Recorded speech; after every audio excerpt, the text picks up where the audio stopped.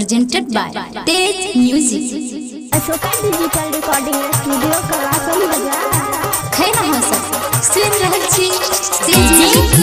शानदार प्रस्तुति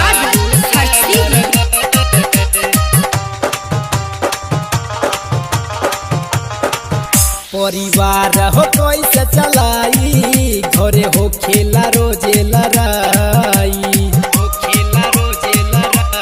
हाँ परिवार हो कैसे चलाई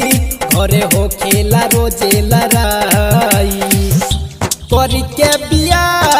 हमर करम जरलई अलग होवई खातिर मौगी माई बाबू से लड़लई फरक होवई खातिर मौगी माई बाबू से लड़लई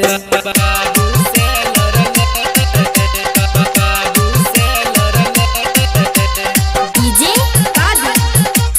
खैना हो सब सुन रहल छी तेज म्यूजिक की शानदार प्रस्तुति हर घड़ी लड़े ऐसे करगिल युद्ध रे कोनिया ने हमारा मिललई तनिको सुधरे हाँ हाँ हर घड़ी लड़े ऐसे करगिल युद्ध रे कोनिया ने मिललई हमरो तनिको सुधरे गोतनी नदिया उत सबसे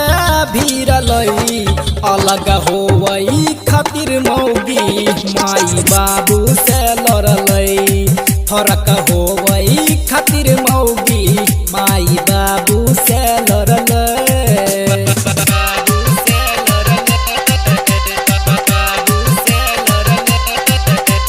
डीजे कादर स्टूडियो कलासन बाजार हर सीधी खैना हो सब सुन रहल छी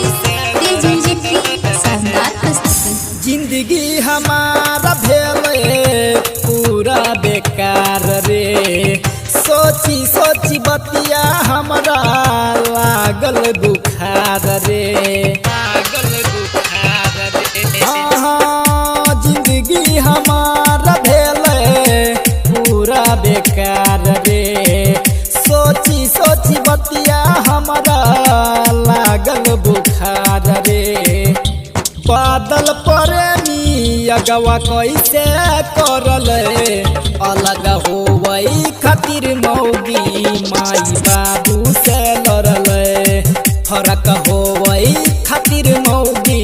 माई बाबू से लड़ल Ashoka digital recording studio Kalasan बाजार।